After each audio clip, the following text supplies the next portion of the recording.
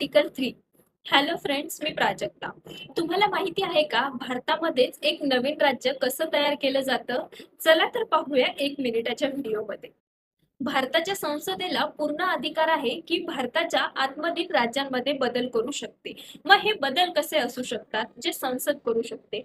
तर एखादं नवीन राज्य तयार करणे किंवा राज्याचं नाव बदलणे, राज्यांच्या सीमांमध्ये बदल करणे. परंतु हे सर्व करण्यापूर्वी संसदेला संबंधित राज्याच्या विधानसभेचे मत विचारावं लागते. पण हे मत बाध्यकारी मानले जात नाही. अंतिम निर्णय संसदेचाच असतो. उदाहरणार्थ, तेलंगणा हे आंध्र प्रदेशातून वेगळं होऊन एक नवीन राज्य तयार झालं.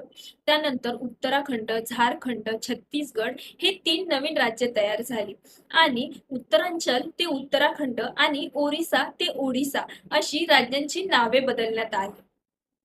थोडक्यात सांगायचं झालं तर भारताच्या आतील कोणत्याही राज्यांमध्ये बदल करण्याची ताकद म्हणजेच आर्टिकल 3. चला तर मग कसा वाटला व्हिडिओ कमेंट करून नक्की सांगा.